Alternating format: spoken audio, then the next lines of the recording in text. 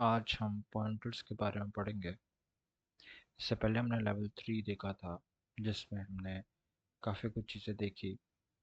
अब हम पॉइंटर्स पे आते हैं और देखते हैं कि पॉइंटर्स कैसे यूज़ करने हैं, पॉइंटर्स क्या होते हैं एंड ऑल दीज थिंग्स। तो पॉइंटर्स बेसिकली बहुत ही इम्पोर्टेंट कॉन्सेप्ट है और काफ़ी जगह यूज़ भी होता है। अगर मैं इसका आपको प्रैक्टिकल एग्जांपल बताऊं कि पॉइंटर इन रियल लाइफ आप कहाँ देखते हैं, तो जैसे कि हमारे पास हम एक एग्जांपल लेके चल रहे थे गेम्स का।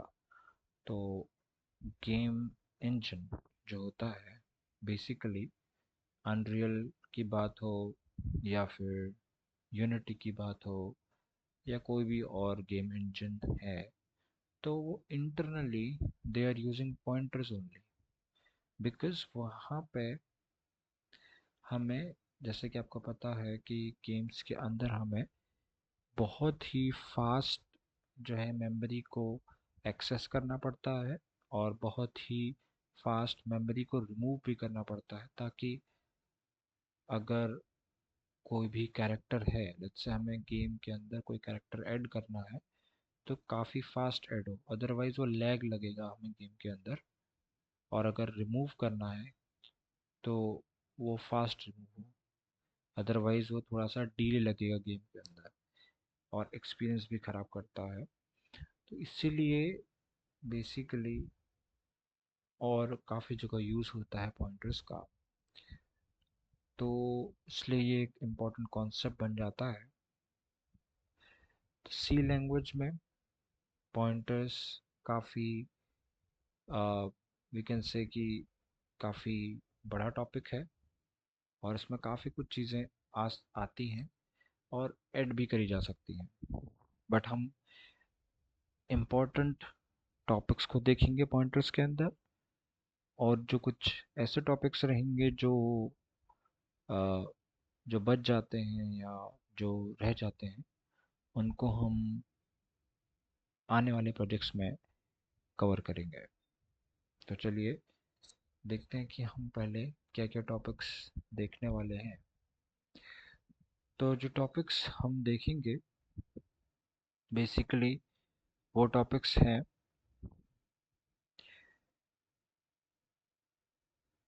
Pointer basics, pointer arithmetic, pointer with arrays and string, double pointer, void pointers and function pointer।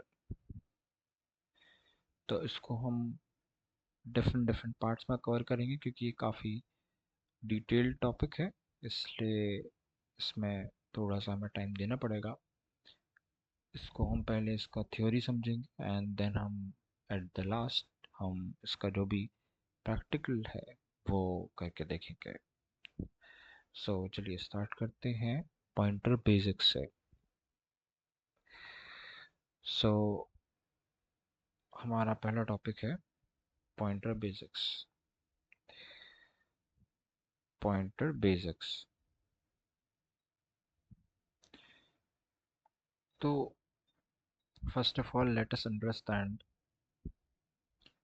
कि पॉइंटर्स क्या होता है, पॉइंटर्स है क्या रियल में। तो उसके लिए इसको समझने से पहले आपको ये समझना पड़ेगा कि जैसे मैंने आपको पहले बताया था कि जो वेरिएबल होता है, कोई भी वेरिएबल है, जैसे मैंने उसका नाम नम रखा है, तो जो नम वेरिएबल है वो एक्चुअल में क्या होता है, वो एक्चुअली में एक मेमोरी ब्लॉक का नाम है, ओके, जिसके अंदर हमारी कुछ वैल्यू स्टोर्ड है, वही वेरिएबल है। तो इस ब्लॉक का, इस ये जो मेमोरी ब्लॉक है, ये क्या है हमारे पास, ये मेमोरी ब्लॉक है। इस मेमोरी ब्लॉक का कुछ एड्रेस होगा, लेट्स से 1000। बस एक काम हमने किया वेरिएबल के केस में कि इस 1000 ब्लॉक को, जो मेमोरी ब्लॉक इसका एड्रेस है, तो इसको हमने नम नाम से बोल दिया। तो अगर कोई भी नम नाम बोलेगा तो वो डायरेक्टली इस एड्रेस पे आके चला जाएगा। तो इसलिए वेरिएबल का कॉन्सेप्ट ये था। अब इसमें चीज़ आती है कि ठीक है कि भाई जो हमारा वेरिएबल है वो एक एड्रेस है एक्चुअली में। उसके अंदर हमारी वैल्यू जो है, वेरिएबल की वैल्यू है, वो स्टोर्ड है। तो अब लेट्स से कि हमने चलिए ये तो स्टोर कर दिया। अब लेट्स से कि मुझे एक ऐसा वेरिएबल बनाना है, मुझे एक ऐसा वेरिएबल बनाना है जिसके अंदर मुझे एड्रेस स्टोर करना है। एड्रेस इन द सेंस कि कोई भी एड्रेस हो सकता है वो, मेमोरी ब्लॉक का। मुझे यहाँ पर लेट्स से कोई एक एड्रेस स्टोर करना है, लेट्स से 1004 स्टोर करना है। तो वो कैसे होगा? ओके, वो कैसे होगा? तो यही चीज सॉल्व करता है पॉइंटर्स। यही चीज सॉल्व करता है पॉइंटर्स। अब देखिए, आप कहेंगे कि भी ठीक है, ये 1004 है, तो इसे स्टोर करने के लिए हम इंट नाम का वेरिएबल बना देंगे और स्टोर हो जाएगा। बट नहीं, रियलिटी में समझिए, ये जो मैंने 1004 लिखा है, ये तो मैंने आपको उसका इंट फॉर्म बताया है। बट इन रियलिटी ये एक हेक्स फॉर्मेट होता है एड्रेस का। जनरली हम यूज़ करते हैं, अगर कोई बड़ी कैलकुलेशन करनी होती है एड्रेस वाइज, तो हम हेक्स फॉर्मेट का ही यूज़ करते हैं। तो जैसे 0x से स्टार्ट होता है, जनरली जो भी हेक्स एड्रेस होता है वो 0x से स्टार्ट होता है, और फिर आगे वैल्यूज़ होती हैं फ्रॉम 1 टू, तो वैसे 1 to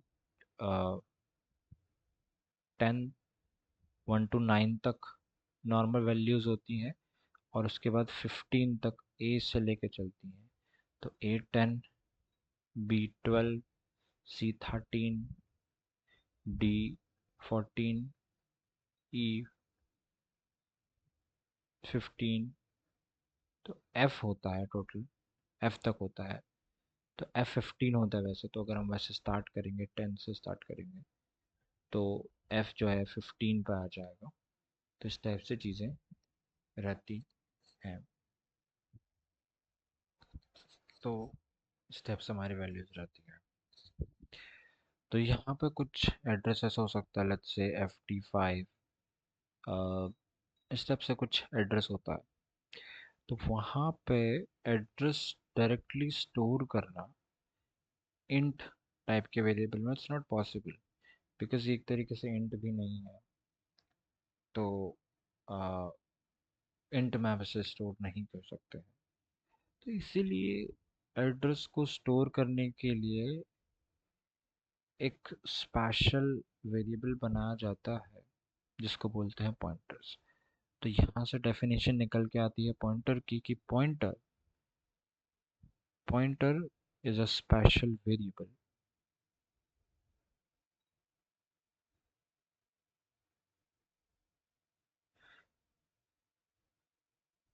which store address of another variable, which stores address of another variable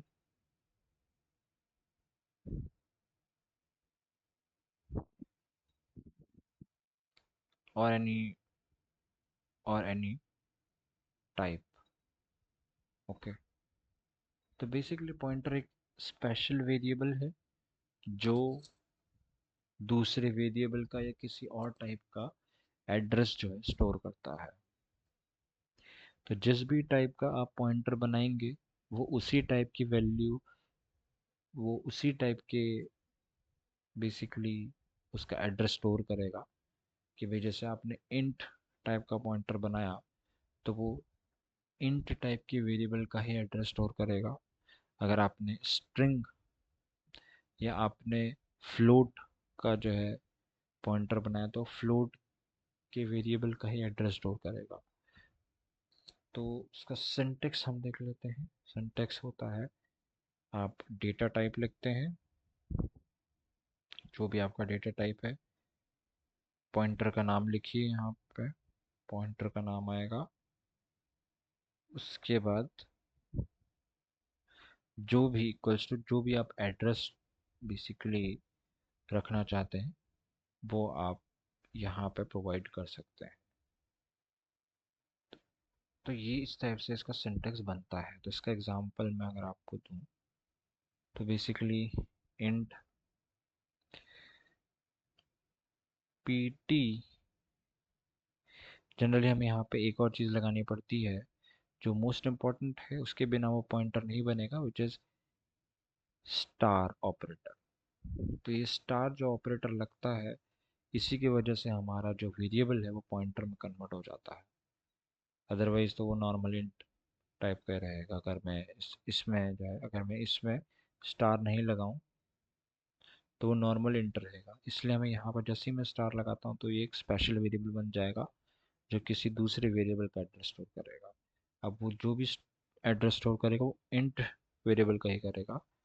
और मैं, लेट्स से मेरे पास कोई नम नाम का वेरिएबल है, उसका मुझे एड्रेस स्टोर करना है, तो उसका एड्रेस देने के लिए आपको यहाँ एम्परसेंड साइन लगाना पड़ेगा और उसका आप इस तरीके से एड्रेस दे देंगे। अब यहाँ पर ये एम्परसेंड क्या है आप कहेंगे, तो उसका बताते हैं। देखिए एम्परसेंड बेसिकली इसको बोलते हैं एम्परसेंड। तो इसका काम क्या होता है, तो basically it it gets the address, it gets the address. तो बेसिकली जो भी चीज़ आप यहाँ पर लिखते हैं तो ये उसका जो एड्रेस है वो आपको ला के देता है, और फिर आप इजीली जो है उसको स्टोर कर सकते हैं, उसको मैनिपुलेट कर सकते हैं। तो ये चीज़ें इस टाइप से चीज़ें काम करती हैं। तो और एक और चीज़ ऑपरेटर होता है, देखिए वो होता है डी रेफरेंसिंग ऑपरेटर, वो भी स्टार ही होता है। तो उसको बोलते हैं D referencing operator. D referencing operator, अब ये एक्चुअली कैसे काम करता है, क्योंकि ये अगर अगर आप इसको देखें तो दोनों आपको सेम लगेंगे, तो वो होते भी लगते हैं पर उसको यूज़ करने का तरीका अलग अलग है। देखिए अगर आप इस तरीके से लिखते हैं तो वो जो है आपका पॉइंटर का ऑपरेटर बनेगा, स्टार ऑपरेटर बनेगा। अगर आप उसे इस तरीके से लिखें कि भाई जैसे आप प्रिंट कर रहे हैं, आपने इस तरीके से लिखा कि आपको जो है जो भी लेट्स से आपके इस, अगर आप देखें कि मैंने इस पॉइंटर के अंदर ये नम नाम का जो वेरिएबल है उसका एड्रेस स्टोर किया हुआ है। अब मुझे क्या करना है, मुझे प्रिंट करना है कि इस पॉइंटर के अंदर जो भी एड्रेस है उस एड्रेस के अंदर मेरी क्या वैल्यू स्टोर्ड है, मुझे ये जो है प्रिंट करना है। तो उसके लिए मुझे कुछ नहीं करना है, उसके लिए मुझे बस यहाँ पे एक डी रेफरेंसिंग ऑपरेटर का यूज़ करना है, और जो भी मेरा पॉइंटर है वो मैं इस तरीके से लगा दूँ। अब ये क्या करेगा, तो ये एक डी रेफरेंसिंग ऑपरेटर है, और वो क्या करेगा, तो इस एड्रेस पे मतलब इस पॉइंटर के अंदर जो भी एड्रेस स्टोर्ड होगा उस एड्रेस पे जा करके जो भी वैल्यू होगी उसको यहाँ पे ले आएगा। इसका काम इतना सिंपल है। तो इस स्टार को अगर आप इस तरीके से वेरिएबल क्रिएट करते समय बनाते हैं तो वो एक पॉइंटर क्रिएशन ऑपरेटर बन जाता है। और अगर आप उसे वैल्यू को गेट करने के लिए यूज़ करते हैं, वैल्यू को एक्सेस करने के लिए यूज़ करते हैं, तो वो बन जाता है डी रेफरेंसिंग ऑपरेटर। तो पॉइंटर के अंदर तीन चीज़ें हमें देखने को मिली। पहला तो है कि भी pointer creation operator, okay, pointer creation operator. दूसरा हमें मिला एम्परसेंट, एम्परसेंट ऑपरेटर बेसिकली जो क्या करता है, एड्रेस हमें गेट करके दे देता है। और तीसरा हमें मिला D referencing operator, D referencing operator. तो बेसिकली इसका काम होता है कि जो भी उस पॉइंटर के अंदर एड्रेस स्टोर्ड है उस एड्रेस में जाके वैल्यू को निकाल के लेके आना डीरेफरेंसिंग का काम है। तो ये इस तरीके से चीज़ें काम करती हैं, इस तरीके से चीज़ें यूज़ होती हैं। अब इसके कुछ और एग्जांपल मैं आपको अगर दिखाऊं, तो लेट्स से मेरे पास एक फ्लोट वेरिएबल है।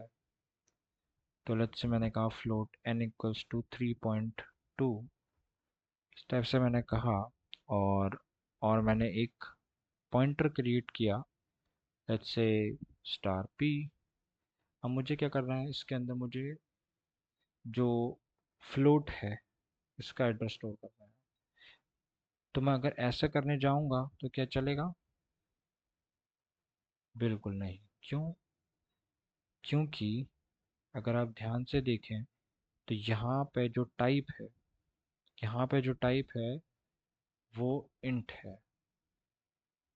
यहाँ पे जो टाइप आ रहा है वो इंट आ रहा है, और इधर पे जो है वो है फ्लोट। तो इंट पॉइंटर के अंदर आप फ्लोट का एड्रेस स्टोर नहीं कर सकते। इसलिए इधर आप यहाँ इंट करिए, अब इंट यहाँ नहीं करेंगे, आपको यहाँ पर फ्लोट करना पड़ेगा। आपको एक फ्लोट पॉइंटर बनाना पड़ेगा। तो इसलिए यहाँ पे हम लिखेंगे फ्लोट, और जो भी एड्रेस स्टोर होगा, जो भी इसका एड्रेस होगा वो इधर पे जाकर के इस पॉइंटर में जाके जो है स्टोर हो जाएगा। और लेट्स से मुझे बाद में कभी इसकी वैल्यू एक्सेस करनी है तो वो मैं इजीली कर सकता हूँ यूजिंग डी रेफरेंसिंग ऑपरेटर। अब इसमें एक और चीज़ और आती है विच इज़ एक और सिंटेक्स। आप इस तरीके से भी लिख सकते हैं कि स्टार पी इक्वल्स टू 2.9। इससे क्या होगा, इससे हमने पहले तो उसकी जो भी वैल्यू थी वो गेट करी, उसके एड्रेस के अंदर जो भी वैल्यू थी वो गेट करी, उस वैल्यू को हमने चेंज कर दिया 2.9 से। तो इसका मतलब कि इसकी वजह से क्या होगा, इसकी वजह से क्या होगा कि ये जो n नाम का वेरिएबल है उसके अंदर जो पहले 3.2 वैल्यू थी अब वो 2.9 हो जाएगी। क्यों? क्योंकि अगर आप ध्यान से देखें तो जो p पॉइंटर है उसके अंदर n का एड्रेस स्टोर्ड है,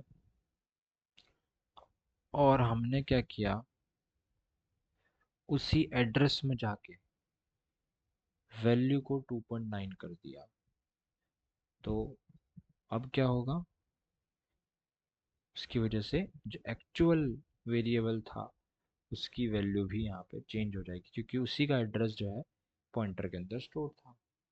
इसलिए इस तरीके से वो काम करता है। चलिए, तो ये पार्ट हमारा हुआ कवर। पॉइंटर्स के बारे में थोड़ा बहुत हमने जाना कि भाई पॉइंटर कैसे होते हैं, कैसे वर्क करते हैं। अब इसके कुछ आप पॉइंटर्स कौन कौन से देखने को हमें मिलते हैं उसे भी थोड़ा सा हम देख लेते हैं। तो आप इसे कह सकते हैं छोटा सा टॉपिक विच इज़ टाइप्स। तो टाइप्स जनरली आपको अलग अलग मिलेंगे, जैसे कि एक आपको मिल जाएगा डैंगलिंग पॉइंटर। डैंगलिंग पॉइंटर बहुत ज़्यादा यूज़ होने वाला पॉइंटर नहीं है वैसे। क्यों? क्योंकि इसका बेसिकली ये कैसे क्रिएट होता है पहले वो देखते हैं। तो होता क्या है कि कोई वेरिएबल लेट्स से मैंने एक पॉइंटर क्रिएट किया और एक कोई वेरिएबल था n नाम से, उसका जो एड्रेस था वो मैंने इधर स्टोर कर दिया। अब क्या हुआ कि प्रोग्राम में आगे जा कर के मैंने इस जो वेरिएबल था इसको मैंने क्या करा, इस वेरिएबल को मैंने डिस्ट्रॉय कर दिया। ओके, इस वेरिएबल को मैंने क्या कर दिया, डिस्ट्रॉय कर दिया। अब हुआ क्या, इसके अंदर तो अभी भी कुछ एड्रेस स्टोर्ड है। ओके, अभी भी इसके अंदर कुछ ना कुछ एड्रेस स्टोर्ड है। बट वो एड्रेस एग्जिस्ट ही नहीं करता क्योंकि हमने उसे डिस्ट्रॉय कर दिया था। वो एड्रेस जो है वो एग्जिस्ट ही नहीं करता क्योंकि हमने उसे डिस्ट्रॉय कर दिया था। तो ये एड्रेस एक इनवैलिड एड्रेस है जो किसी को पॉइंट नहीं करता है, इसीलिए इसी को बोला जाता है डैंगलिंग पॉइंटर। मतलब एक ऐसा पॉइंटर जो एक जो एक इनवैलिड एड्रेस को पॉइंट करता है। ऐसा एड्रेस जो डिस्ट्रॉय हो चुका है, जो इनवैलिड है, उसको पॉइंट करता है। तो उसको बोलते हैं डैंगलिंग पॉइंटर। ओके। फिर दूसरा टाइप हमें देखने को मिलता है विच इज़ नल पॉइंटर। तो नल पॉइंटर क्या है? नल पॉइंटर एक ऐसा पॉइंटर है जो नल को पॉइंट करता है। नल इन द सेंस नथिंग।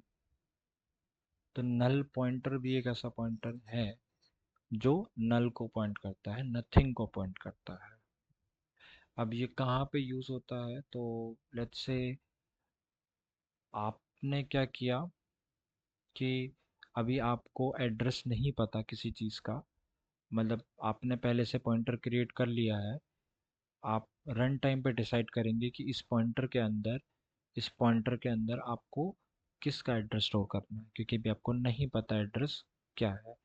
तो सेफ रहने के लिए हम यहाँ पे नल बेसिकली नल को पॉइंट करवा देते हैं, नल से पॉइंट करवा देते हैं, तो उससे फ़ायदा रहता है, सेफ रहता है। अभी देखेंगे इसके बारे में, बट उससे पहले हम वाइल्ड पॉइंटर की बात कर लेते हैं कि वाइल्ड पॉइंटर क्या है।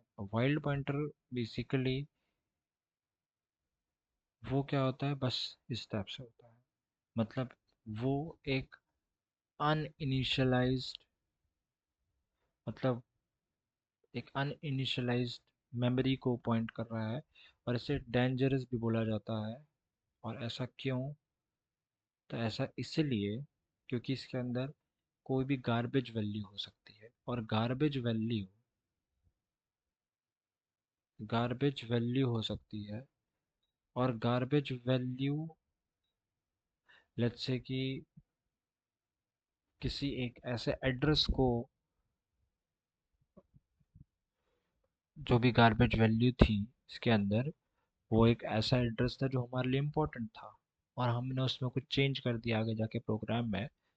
तो दिक्कत आ जाएगी कि भाई लेट्स से हमने यहाँ पे आगे जा करके प्रोग्राम में यहाँ पे 2 कर दिया, तो इससे क्या होगा कि वो उस मेमोरी में 2 चेंज हो जाएगा। अब लेट्स से वो मेमोरी हमारे लिए इम्पोर्टेंट थी, क्योंकि यहाँ पे इस वेरिएबल के अंदर एक गार्बेज वैल्यू स्टोर होती है, और लेट्स से वो गार्बेज वैल्यू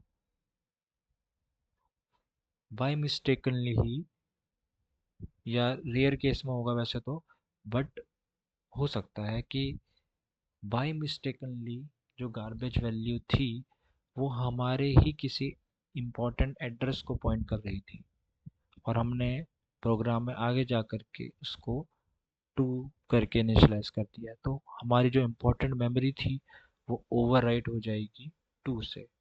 तो ये एक अनसेफ बिहेवियर है। इसीलिए बेसिकली यहाँ पे हम इस नल पॉइंटर का जो है यूज़ करते हैं, जिससे हम सेफ रह सकें, जिससे हम एक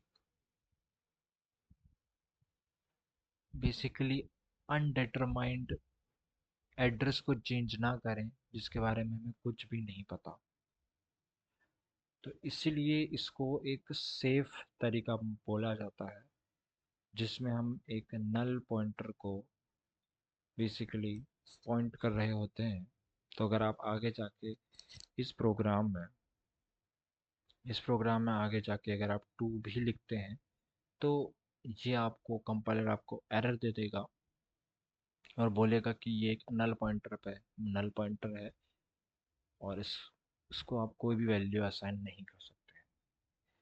बट वाइल्ड पॉइंटर के केस में यहाँ पे हमें कोई भी वार्निंग नहीं मिलती है, क्योंकि इसके अंदर गार्बेज वैल्यू थी और हो सकता है वो गार्बेज वैल्यू किसी मेमोरी एड्रेस को पॉइंट करती थी, तो दिक्कत हो जाएगी। इसीलिए वाइल्ड पॉइंटर का जो रहता है उसको बोला जाता है डेंजर ऐसा करके। ओके, ठीक है। तो ये चीज़ हुई कवर हमारे पास। हमने डैंगलिंग देख लिया, नल पॉइंटर देख लिया, और वाइल्ड पॉइंटर देख लिया। अब एक पॉइंटर के बारे में एक इम्पॉर्टेंट चीज़ है। लेट्स से मैंने कहा, ठीक है, कि मैंने कहा स्टार पी मैंने ऊपर इनिशलाइज कर दिया था लेट्स से उसको, जैसे कि यहाँ पे है। इसी के नीचे बता देते हैं कि मान लीजिए मैंने यहाँ पे क्या किया, एक ऐसा एड्रेस स्टोर कर दिया या एक ऐसा एड्रेस लिख दिया, लेट्स से 0x AB9, इस टाइप से कुछ भी एड्रेस हो सकता है। तो मैंने यहाँ पे कुछ ऐसा एड्रेस लिख दिया जो जिसके बारे में मुझे कुछ नहीं पता कि वो हमारे प्रोग्राम मेमोरी के अंदर ही है कि हमारे प्रोग्राम मेमोरी के बाहर है। अब ये प्रोग्राम मेमोरी क्या होता है? तो प्रोग्राम मेमोरी ये होता है कि जब भी हमारा सी प्रोग्राम रन होता है, तो जो सीपीयू होता है सीपीयू, वो हमको एक मेमोरी असाइन करता है। बेसिकली हमारे पास बहुत बड़ी मेमोरी है, उस मेमोरी में एक छोटा सा हिस्सा आप समझ लीजिए, ये एक रैम है। उस रैम में एक छोटा सा हिस्सा हमको मिल जाता है, एक छोटा सा घर हमको मिल जाता है, ताकि हम अपने प्रोग्राम को रन कर सकें, वेरिएबल्स को स्टोर कर सकें, एरे को स्टोर कर सकें, या काफ़ी कुछ चीज़ें जो हमें प्रोग्राम में करनी है वो इजीली कर पाएँ। इसलिए सीपीयू हमको एक प्रोग्राम मेमोरी असाइन कर देता है जो हर एक प्रोग्राम के लिए डिफाइंड रहती है। अब हुआ क्या, लेट्स से कि यहाँ पे मैंने एक ऐसा एड्रेस लिख दिया जो इस प्रोग्राम मेमोरी के बाहर है, मतलब लेट्स से यहाँ पे कहीं पे है। अगर वो यहाँ पे होता तो इजीली एक्सेसिबल हो जाता, बट लेट्स से मैंने यहाँ पे कहीं पे उसे लिख दिया जो प्रोग्राम मेमोरी के बाहर है। इस केस में क्या होगा? तो इस केस में हमको मिल जाएगा एक एरर जिसका नाम है सेगमेंटेशन फॉल्ट। सेगमेंटेशन फॉल्ट तो सेगमेंटेशन फॉल्ट जो एरर होता है, आप इसे सर्च करके भी देख सकते हैं। तो सेगमेंटेशन फॉल्ट जो एरर होता है वो होता है एक ऐसी मेमोरी एक्सेस करना जो हमें अलाउड नहीं, जिसको बोलते हैं इलीगल मेमोरी एक्सेस करना, उसी को बोला जाता है सेगमेंटेशन फॉल्ट। तो जब भी कोई एक इलीगल मेमोरी एक्सेस होती है तो कंपाइलर हमको एरर दे देता है कि सेगमेंटेशन फॉल्ट है करके। तो इसलिए जब भी आप पॉइंटर्स के साथ भी काम करेंगे तो हो सकता है कि रन टाइम पे आप एक ऐसी मेमोरी पे पहुंच जाएं जो प्रोग्राम मेमोरी के बाहर है, या जिसमें कुछ भी है ही नहीं, कुछ भी। तो वो आपको कंपाइलर आपको एक एरर दे देगा, सेगमेंटेशन फॉल्ट।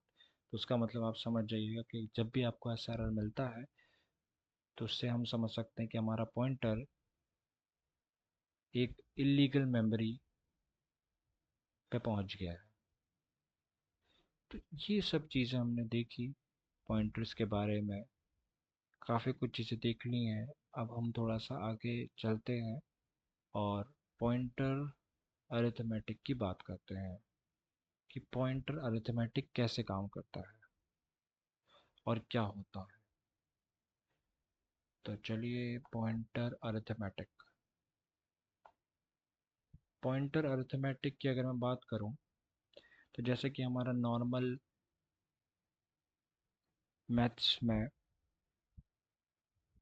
1+1 करते हैं या 1 × 1 करते हैं या कोई भी नंबर जो है 2/4 करते हैं या वट एवर, ओके, 2 - 2 करते हैं, कुछ भी है, तो एडिशन, मल्टीप्लिकेशन, डिवीजन और सब्ट्रैक्शन करते हैं, तो ये अरिथमेटिक का हिस्सा है।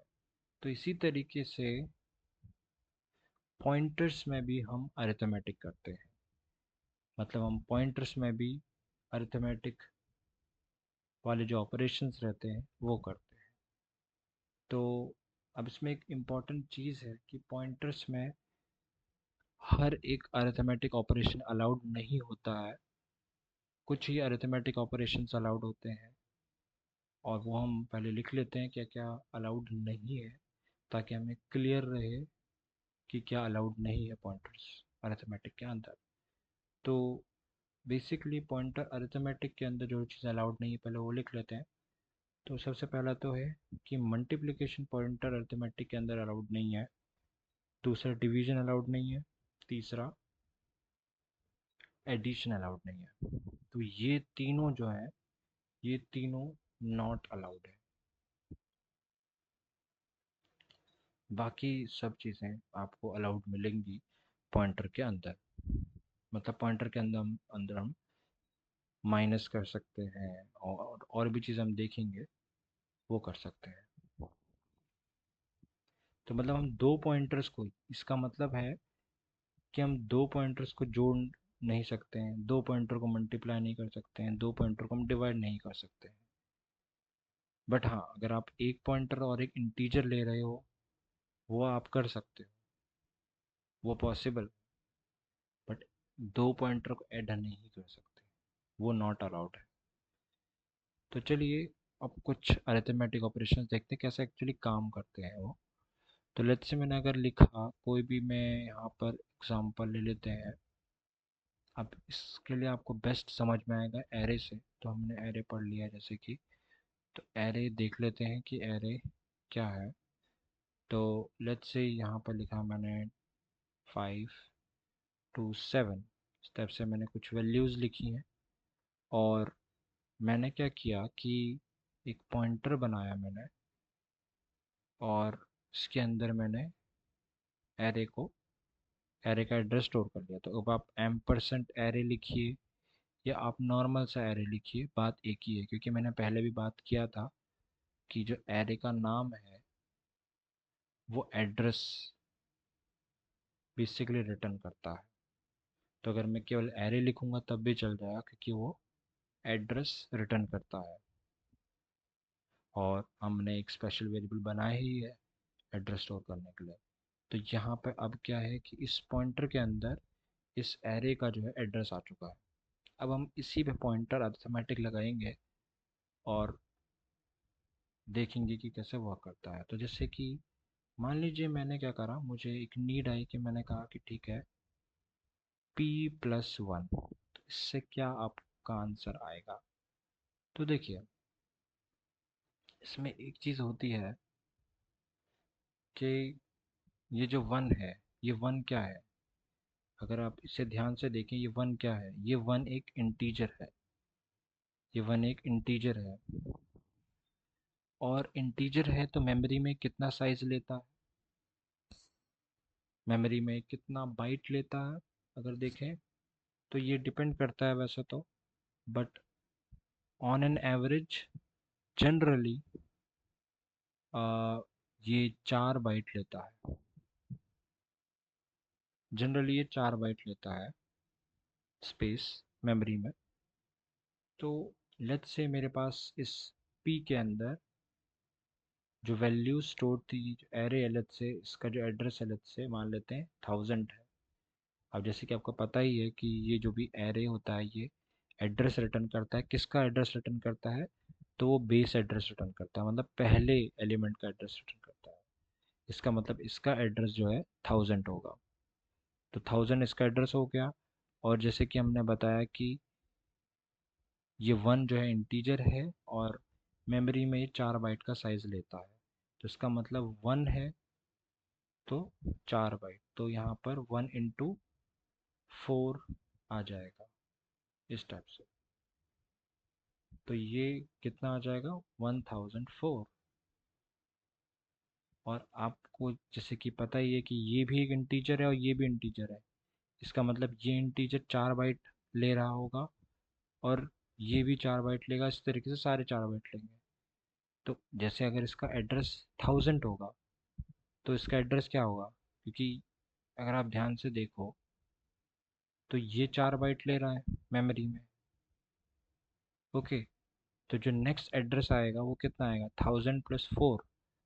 1000 + 4, जो नेक्स्ट एड्रेस आएगा वो क्या आएगा, दोनों को जोड़ के आएगा 1000 + 4, क्योंकि वो 4 बाइट का साइज ले रहा है मेमोरी में, वन जो है। तो 1000 + 4 करेंगे तब जाके इसका एड्रेस आएगा। फिर इसके एड्रेस पे +4 करेंगे तो इसका एड्रेस आएगा। फिर इसके एड्रेस पे +4 करेंगे तो इसका एड्रेस आएगा। इस टाइप से चीज़ें चलेंगी। तो इसीलिए जब हमने यहाँ पे 1000 + 1 into 4 किया, जो कि 1004 आया, तो इसका मतलब उसने हमें सेकंड एलिमेंट का जो है एड्रेस निकाल के दे दिया। तो इस तरीके से चीज़ें काम करती हैं। अब लेट्स से मैंने p+2 बोला तो क्या होगा उस केस में, उस केस में फिर देखिए ये स्टेप से हो जाएगा 1000 + 2 into 4, और ये हो जाएगा 1008। इसका मतलब वो थर्ड एलिमेंट को उठाएगा, थर्ड एलिमेंट आ जाएगा यहाँ पे। अब जैसे कि हमें पता ही है कि भाई अगर आपको इसको जो है प्रिंट करना है, कैसे प्रिंट करेंगे, तो बेसिक सा है प्रिंट करने के लिए। जैसे कि मैंने आपको बताया था डी रेफरेंसिंग, कि किसी भी एड्रेस पर अगर आपको कुछ प्रिंट करना है डी रेफरेंसिंग करेंगे। अब पहले तो हम पॉइंटर अरिथमेटिक कर लेते हैं, मतलब p+2 मैंने किया लेट से, तब p+2 तो मुझे एक एड्रेस निकाल के देगा ना, क्योंकि p के अंदर एड्रेस था, उसने +2 किया तो वो भी एक एड्रेस आया। अब उस एड्रेस के अंदर क्या वैल्यू है ये प्रिंट करने के लिए हम स्टार p+2 इस टाइप से लगा देंगे। इससे क्या होगा कि उस एड्रेस के अंदर जो वैल्यू होगी वो हमें मिल जाएगी। तो ये क्या है, डी रेफरेंसिंग बोला जाता है ऐसे। तो ये हमने पहले भी देखा है, अभी वही चीज़ है ये।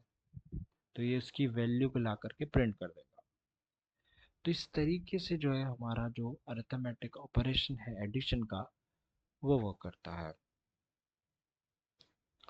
अब कुछ और अरिथमेटिक ऑपरेशंस हम देखते हैं। तो जैसे कि एक होता है p++। तो जैसे कि मैंने बताया कि p++ पहले भी हमने देखा है कि p++ का मतलब होता है p = p+1, और वो यही चीज़ हो जाती है।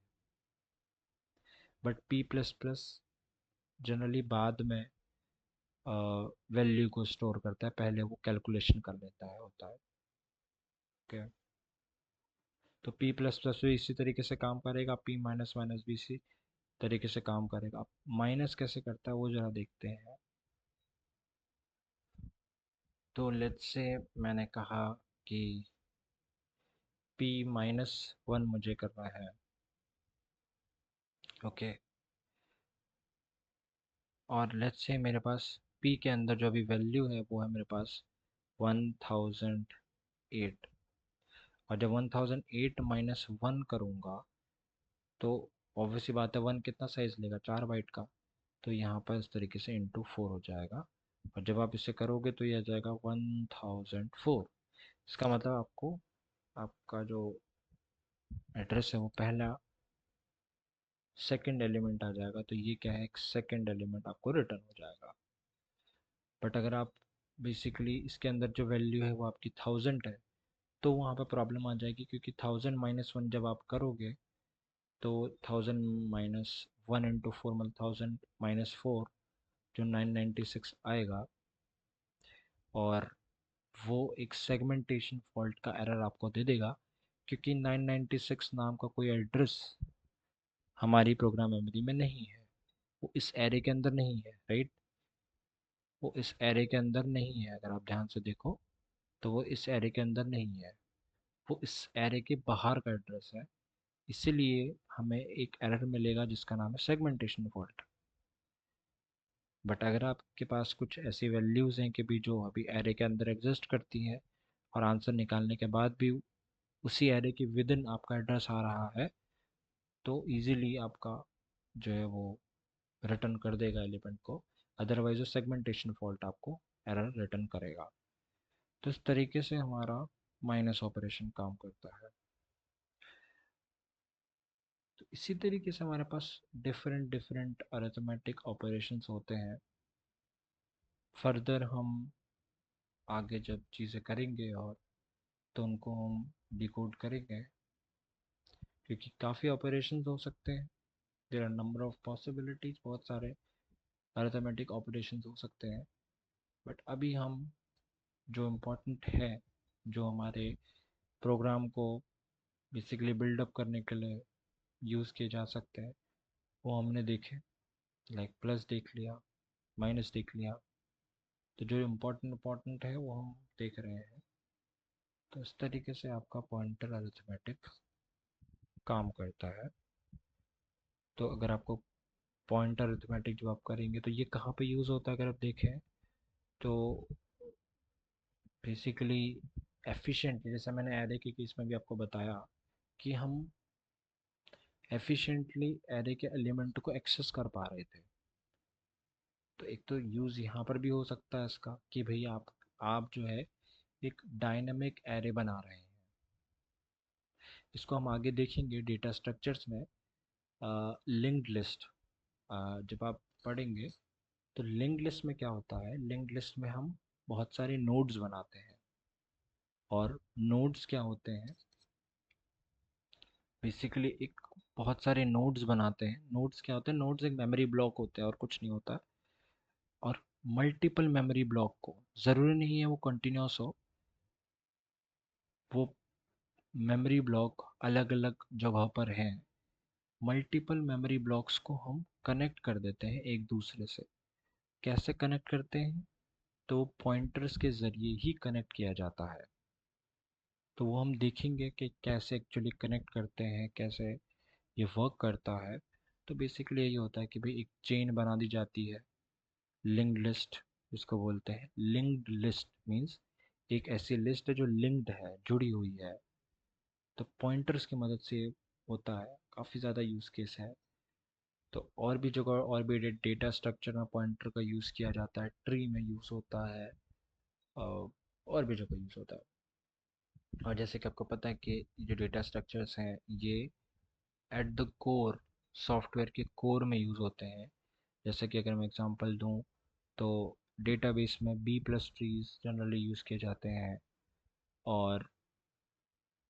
और भी काफ़ी जगह चीज़ें यूज़ होती हैं और डेटा स्ट्रक्चर्स यूज़ होते हैं। तो पॉइंटर्स काफ़ी ब्रॉड टॉपिक है। और अरिथमेटिक अगर उसमें स्पेसिफिकली बात करें तो काफ़ी ज़्यादा यूज़ होता है, क्योंकि हमें दो पॉइंटर्स को ऐड करना है, दो पॉइंटर को सब्ट्रैक्ट कर रहे हैं, दो पॉइंटर या पॉइंटर में कुछ ऐड करना है, सब्ट्रैक्ट करना है। वो सारे ऑपरेशंस हमें करने पड़ते हैं, क्योंकि अगर हम बिग सॉफ्टवेयर लिख रहे हैं तो ये सारे ऑपरेशंस हमें करने पड़ेंगे। इसलिए वहाँ पे आपका जो है पॉइंटर अरिथमेटिक काम आता है। तो ये चीज़ें हैं आपके पास। अब हम जो है बाकी की चीज़ें देखेंगे कि पॉइंटर अरिथमेटिक में और कौन कौन से ऑपरेशंस होते हैं। वो हम आगे जाके जितने प्रोजेक्ट्स होंगे उनमें डिस्कस करेंगे। जैसे जैसे हमें चीज़ें मिलती जाएंगी हम उन्हें डिस्कस करेंगे और देखेंगे। तो चलिए, आज हमने दो टॉपिक्स देख लिए, पॉइंटर बेसिक्स और पॉइंटर अरिथमेटिक।